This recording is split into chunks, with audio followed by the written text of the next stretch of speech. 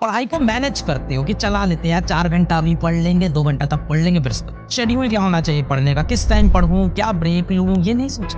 तो ये सोचना है कि सांस कैसे लेनी है। तो अगर अभी तक नहीं कर रहे थे तो बेटा यहाँ से 13 घंटे पर डे की पढ़ाई स्टार्ट करो। 13 आवर्स पर डे, जितना समय है पूरा पढ़ने में दो। कितने घंटे पढ़ाई करो? पूरे टाइम पढ़ाई करो।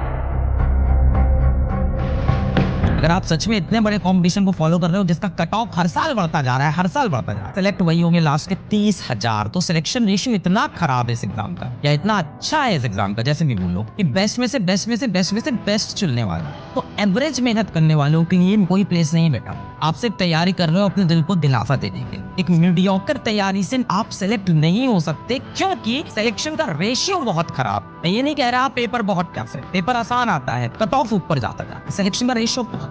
तो मीडियोकर तैयारी से कुछ नहीं हो सकता। बच्चा बड़ा मस्त रहता है, ये वो है, हाँ ये निकल लेते हैं, ये छोड़ देते हैं, ये कर लेते हैं, छोड़ देते हैं, मतलब बड़ा मस्ती से जीवन जीता है। और जब रिजल्ट आता है ना, तो उसके बाद सारी मस्ती खत्म होती है। तब उसको एक एक पॉइंट याद आता है कि कहाँ गलती की। तो अगर अभी तक नहीं कर रहे थे तो बेटा यहाँ से 13 घंटे पर डे की पढ़ाई स्टार्ट करो। 13 आवर्स, 13 घंटे तुम्हारा टारगेट।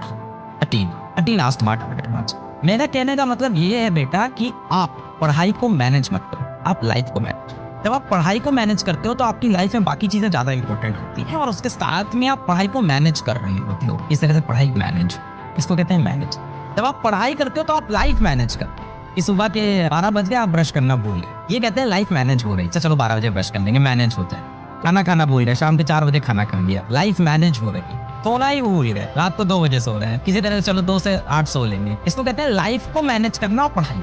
आप में से ज्यादातर लोग इसका अपोजिट कर रहे हो। आप पढ़ाई को मैनेज करते हो कि चला लेते हैं यार, 4 घंटा अभी पढ़ लेंगे, 2 घंटा तक पढ़ लेंगे, फिर जैसे कई बच्चे कहते हैं शेड्यूल क्या होना चाहिए पढ़ने का, किस टाइम पढ़ूं, क्या ब्रेक लूं, ये नहीं सोच।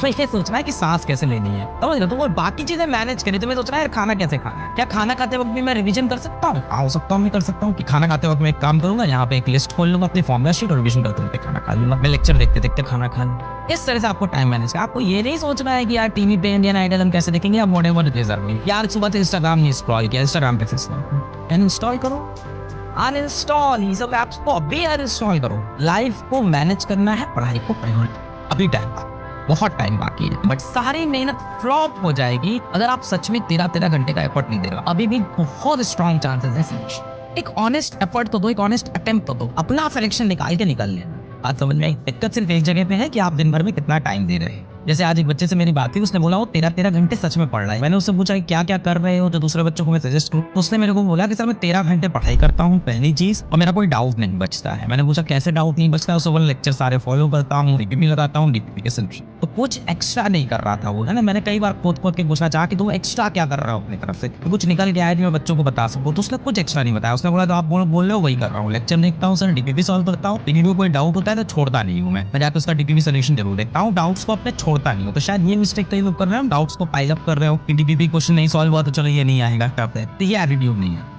13 घंटे की पढ़ाई उसने बोला, जो मुझे भी थोड़ी सी अजीब लगी कि काफी ज्यादा है, but I think that is required.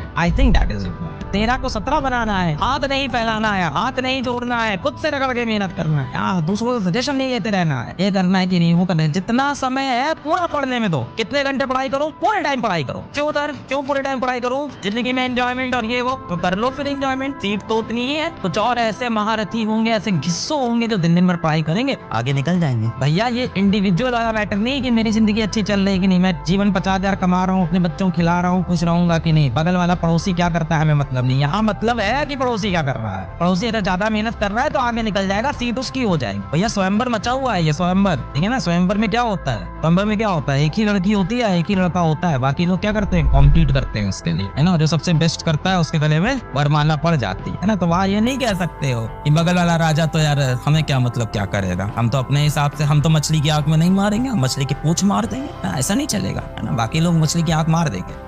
इस बात को जिस दिन तुमने रियलाइज कर लिया, जैसे मैं क्या करता था कि मेरा जिस दिन 10 मिनट वेस्ट हुआ, 10 मिनट 15 मिनट 1 घंटा वेस्ट हुआ, मैं बैठता था अपनी डायरी में लिखता था आज मैं इंडिया में 100 बच्चों से पीछे हो गया। फिर मैंने 10 मिनट वेस्ट किया, आज मैं 100 बच्चों से पीछे हुआ। किसी दिन मैंने 12 घंटे पढ़ाई की तो मैं लिखता था कि भैया आज इंडिया में 1000 बच्चों से मैं आगे पहुंच गया। अगले दिन 12 घंटे मैं 1000 बच्चों से आगे पहुंच गया। ये स्ट्रैटेजी, ये है कॉम्पिटिटिव माहौल, यही करना पड़ेगा, है ना। ये नहीं कह सकते कि अपनी पढ़ाई से मतलब है, इट्स नॉट बोर्ड कि तुम्हारे 90% आ रहे हैं, किससे मतलब नहीं, मैं 95 आ रहे हैं, यहाँ मतलब है